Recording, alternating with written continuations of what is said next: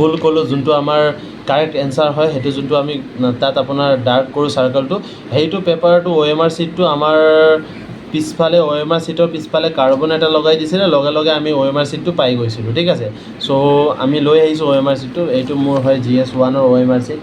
ঠিক আছে, চ' আপুনি ইয়াত দেখিব কাটাকুটি কিবা কিবি আপুনি ইয়াত দেখিব। চ' মই যিহেতু এইটো কৰি চালোঁ, মই যেতিয়া এইটো এভৰিথিং কোনটো কাৰেক্ট কোনটো ৰং চালোঁ, বিকজ APSC আবেলি আকৌ এনচাৰ কি দিয়ে দিলে অফিচিয়েল ৱেবছাইটত।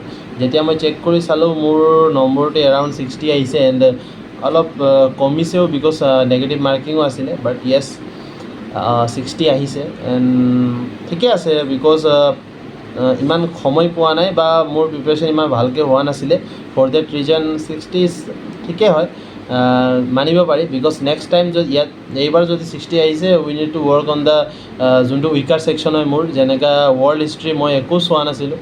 ঠিক আছে, ৱৰ্ল্ড পাৰ্ট একো চোৱা নাই। মই ভাবি থৈছিলোঁ যে আমাৰ ইণ্ডিয়ান হিষ্ট্ৰীৰ পৰা কুৱেশ্যনবিলাক আহিব, এণ্ড কুৱেশ্যন ইজ ইণ্ডিয়ান হিষ্ট্ৰীৰ পৰা কুৱেশ্যন নাই বুলি আপুনি ক'ব পাৰি। ঠিক আছে, চ' সেইটো এটা হৈছে কথাটো, কাৰণ মই ইণ্ডিয়ান হিষ্ট্ৰী বহুত ষ্ট্ৰং কৰি লৈ গৈছিলোঁ যে ইণ্ডিয়ান হিষ্ট্ৰীৰ পৰা যদি কুৱেশ্যন আহে then I will just solve it. ঠিক আছে, বাট এইবাৰ একোৱেই অহা নাই আপুনি ক'ব পাৰি। ঠিক আছে, এটা দুটা কুৱেশ্যন সেইটো ইমান মেটাৰো নকৰে। ঠিক আছে, চ' 60 আহিছে, এপ্ৰক্সিমেটলি 60 আহিছে, ইমান ভাল স্ক'ৰ নহয়। ঠিক আছে, নট এ গুড স্ক'ৰ, বাট য়েছ চলিব আৰু।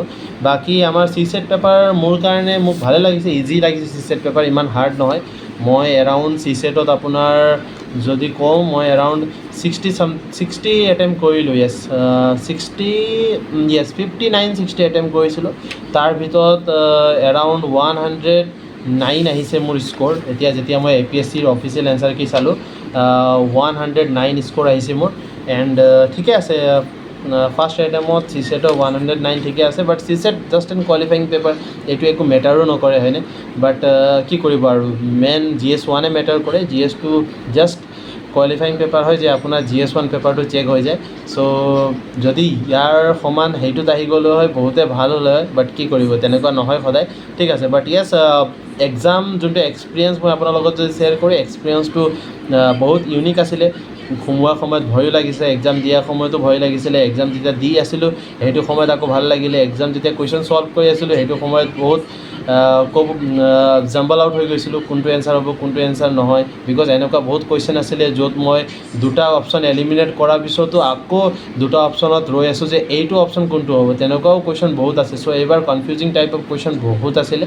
চ' যদি মোৰ হিচাপত কয় GS1 paper is tough for me, আপোনাৰ কাৰণে বা বেলেগৰ কাৰণে ডিফাৰেণ্ট অপিনিয়ন হ'ব পাৰে, বাট মোৰ কাৰণে ইট ইজ ভেৰি টাফ বুলি ক'ব পাৰি, বিকজ UPSC পেপাৰো মই ছল্ভ কৰিছিলোঁ এইবাৰ। যদি মই UPSC পেপাৰ ছল্ভ কৰাত মই এৰাউণ্ড মোৰ স্ক'ৰ 89 to 90 আহি আছিলে, ইয়াত মই এক্সপেক্ট কৰি লৈ গৈছিলোঁ যে মোৰ স্ক'ৰ 85 আপটো আহিবই, এবছলুটলি আহিব। বাট এইবাৰ যেতিয়া মই দেখিলোঁ it is more tough than UPSC। ঠিক আছে, UPSCতকৈও টাফ মোৰ কাৰণে ক'ব পাৰি, বাট য়েছ ঠিকে আছে, অ'কে চলিব এতিয়াৰ কাৰণে ইমান, বিকজ এতিয়া যেতিয়া মোৰ প্ৰিপেৰেশ্যনে ইমান নাছিলে বা এইটো হ'বলগীয়া আছিলে। ঠিক আছে, বাকী ইমানে আপোনাৰ লগত শ্বেয়াৰ কৰিব আছিলে। বাকী ৰিজাল্ট আহিলে আপোনাক জনাম, এণ্ড এতিয়াৰ পৰা ৰেগুলাৰলি ভিডিঅ' আহি থাকিব। ঠিক আছে, চ' ৱেইট কৰিব। বাকী যিমান আমাৰ ইনফৰ্মেশ্যন আছে ধৰক অসম পুলিচ ৰিলেটেড বা বেলেগ যিকোনো এক্সামৰ ৰিলেটেড, সেইটো আহিব আপোনাৰ লগত। ঠিক আছে, শ্বেয়াৰ কৰিম মই, এণ্ড ৰেগুলাৰলি আহিব। এতিয়া এক্সাম শেষ হৈছে, এতিয়া মেইনছৰ কাৰণে প্ৰিপেৰেশ্যন কৰাটো একো ন' চইচ, ইয়াত চইচে নাই। মেইনছৰ কাৰণে প্ৰিপেৰেশ্যন কৰি লাভেই নাই মই, বিকজ 60ত নাহে, ইম্পচিবল হয়। যিমানে ল' কাট অফ গ'লেও 75 ক্ৰছ কৰিবই।